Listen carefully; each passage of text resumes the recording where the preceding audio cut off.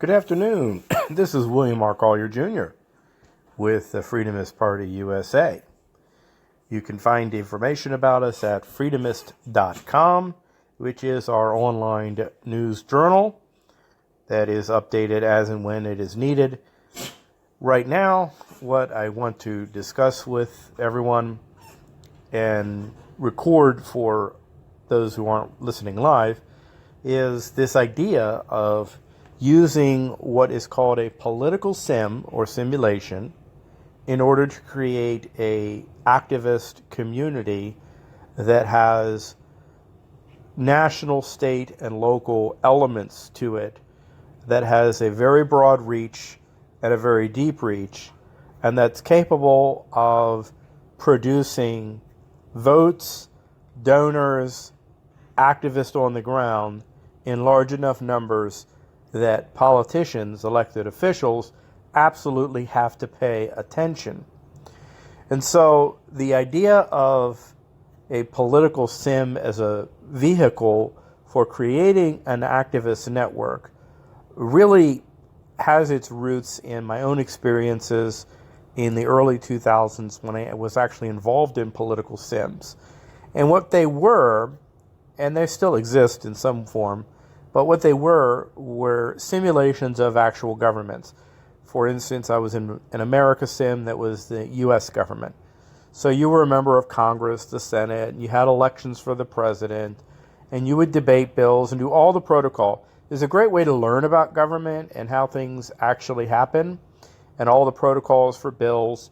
It was also a great way to discuss current events, but in a way that our Congress would produce different results than the actual Congress. I also found that it was a great way of creating community and camaraderie, and it gave a very disciplined focus to the activity that was going on. People would be a congressman or a senator. They would actually look at what their actual congressman or senator in real life was doing and kind of follow what they were doing and report on it to their own group. So the other thing that inspired me about this idea was that I can see that political activism right now in this country, especially for social conservatives, freedom-minded conservatives like us, is really ineffective lately. We have a situation where very large groups financed by mega donors and then by people just giving money because they signed a petition or something, are really controlling everything. They get you to sign up for a list and they tell you what to do, and pretty much it's driven by their own agenda and their own priorities. Now that doesn't mean they don't listen to the people that are involved in the activism. It's just that the impetus and the initiative usually lies with the people in the center and at the top, not with the rank and file, who pretty much just, they just get whatever they're going to get, and they do whatever is put in front of them. So I figured we really needed to have a fundamentally different approach to political activism that really doesn't follow the old model at all. The old model is somebody is famous or has a lot of money, they attract a lot of people because of it, they create a petition, everybody signs a petition, gives up their email address and phone number, then they become donors, and then they make phone calls and write letters based on email blast or phone blast or whatever from the central organization. And the central organization pretty much uses most of the money to finance the very nice salaries of its leaders and staff. And, well, that's not working. Can you honestly say that that's working? You look at how our agenda and the things we've elected Donald Trump to do are really being stalled, not by the Democrats, but by the progressives in the Republican Party. But you could bet if those progressives actually had to face a fierce, loyal opposition in their home state or their home district, which could mobilize lots of people to give or not give money, give or not give votes in a way that is based on the performance of that elected official, that they would sing a different tune. See, I'm not really going to get tied up or concerned with whether or not some official is really in it and really believes in the cause. And I don't know. I don't care. What I care about is that they actually do what we want them to do. And they're not going to do what we want them to do unless and until they're in a position where we control votes and donors. So the idea of a political sim as a vehicle for making all of this happen is out of the blue. It's unorthodox.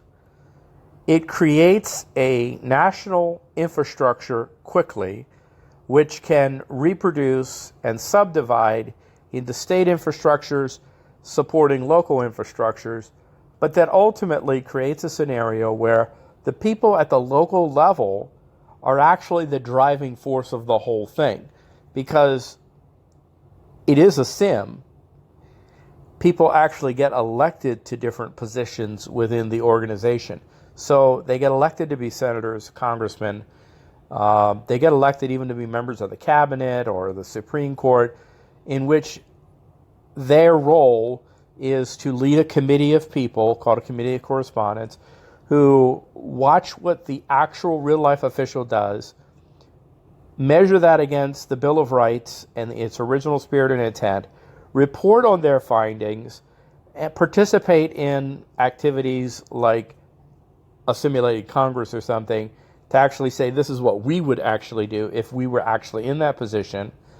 Communicates also their findings and their perspectives to the broader public at large using our platform, and then mobilizes people to interact with that local official to the point where that local official, let's say a congressman, may realize that their district is organized and there's 5,000 people that are either going to be their friend or their opposition based on their adherence to these principles, which will be tracked based on their actual performance, not based on what they say. We don't really care what your platform is. We don't care what party you belong to. We don't care about anything but whether or not you measure up to our expectations. And if you don't measure up to our expectations, we're going to do our best to make sure that you don't continue to have a job. If you measure up to our expectations, well, enjoy. I mean, would you rather get paid $100,000 and $200,000 a year to do what we want you to do? Or would you like to lose that nice cushy job and that nice cushy office and everything else that you have? We don't care if you're happy. We don't care if you're well-fed. We just care that you obey the diktat of the people. See, when our country was started, there was this big debate about whether or not we would have delegates or representatives. And the concept of a delegate is really different than a representative. A delegate is an official who has a body of people they represent, but that they actually do whatever they're told to do. Sort of like an ambassador. An ambassador doesn't vote their conscience or any of that kind of stuff when they're overseas.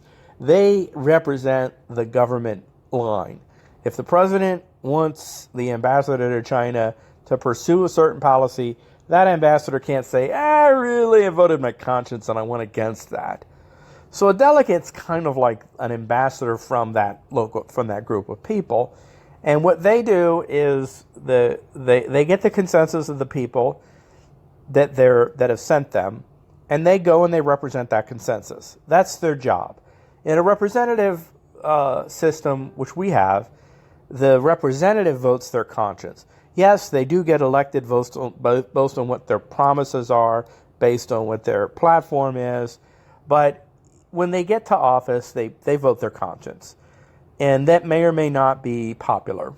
Sometimes even representatives will say, I know it's not popular, but I think it's right. That's okay in the sense that our system is like that. So one of the objectives of this idea of creating this political sim as an activist platform, is that we want to actually move back more towards a delegate mode. But we're not going to be able to change the Constitution and make them all delegates, and that's impossible. But we can de facto make them delegates everywhere we have enough people to control the right number of votes and the right amount of donors and supporters for that campaign or for another campaign that would compete against them. So this is actually a process. It's a long-term vision. It's not something that it can happen overnight, although it is something that can have immediate goals and projects. It can do the traditional things. So if, for instance, this thing has 435 members of the House and it has 50 senators and governors, so it could form a Congress, and that Congress could vote on issues or candidates and actually urge all the members of the community to vote a certain way or to make phone calls or to send emails. So it can do those kind of things that we currently see existing political organizations do. But it can also organize local groups and activities, and also it can create a scenario where the issues and priorities that the whole group is going to pursue percolate up from the street level where people have priorities, and they attend a town meeting, a virtual town meeting, or maybe a local group that physically meets, and these groups form a consensus which rises all the way up to the point where that at the national level, all the priorities and issues that are being pursued by the whole community have been created or have been decided upon through this process of people from the local level getting together, making decisions, calling on their delegates to do certain things or make certain things a priority, and voting on measures and etc. So now, instead of having some rich group of donors sending out email blasts to tell everybody what to do, what you end up with is basically resolutions that are passed by the consensus of the whole body that give everybody the impetus of, this is what the consensus is that everybody feels strongly about these items. I think that's more natural, it's more organic, and also it's more real. So we will not have people that say, well, we better make, immigration reform a priority because a group of business donors really need to have people coming in from abroad to have cheaper labor. Well, obviously, Joe Schmuckatelli living out on the street, that's me and you, we're all Joe Schmuckatelli. We may not want that as the agenda item for our freedom-building efforts or for our political activism. And so we're not really going to have to worry about that. This entity or this group has to be self-supporting. It has to be not in any way dependent on major donors. It has to be completely people-powered. If you want people power, you have to be people-powered. In other words, if you want average people to be in control, then average people are going to have to power the group through their time and their participation. So I'm also setting this up so it's going to be funded through, if we build it, it's going to be funded through marketing and through advertising that would be on the website. So it'll be unobtrusive. It won't cost you anything to be part of it. There's no membership dues and all that kind of stuff. I'd like to not even have to ask people for donations.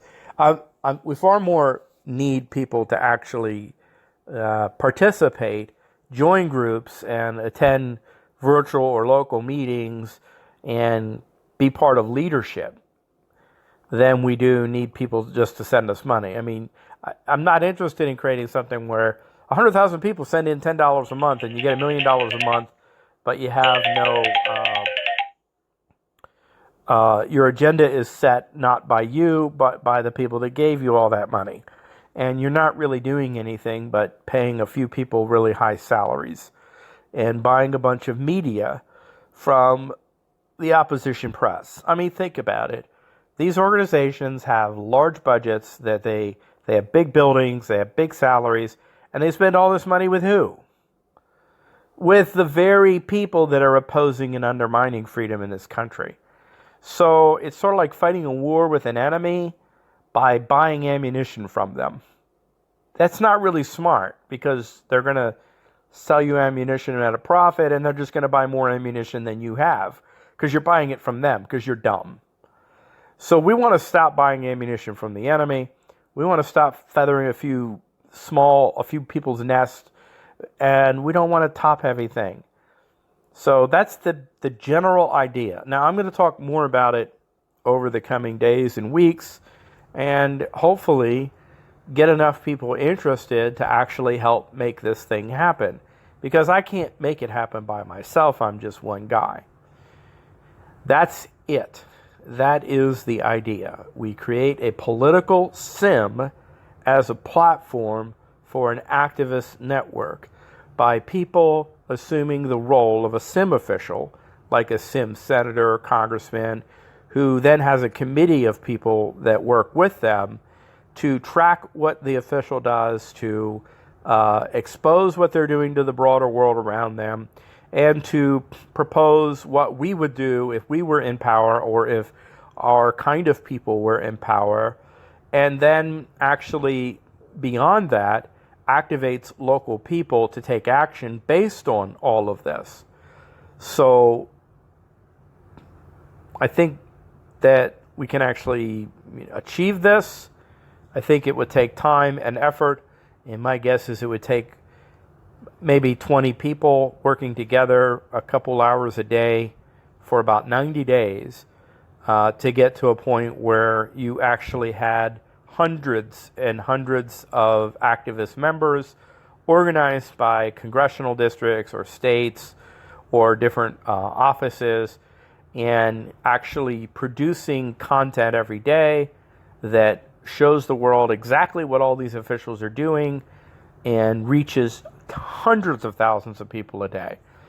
Once you get to that point, you're at a stage where you will not have a problem bringing in lots of activists, because they'll see something big, something with a big audience, with a lot of people involved, and they'll have no problem joining. But getting it started will be the hardest part. And that's what you have to consider. Do you want to just keep doing what you've been doing, which isn't really getting us the results we want? Or do you want to actually jump off that train and do something completely and radically different and completely out of the box that might just, and I think will, completely overturn how things are done in political activism today? Thank you for your time in listening to this. This is William R. Collier Jr.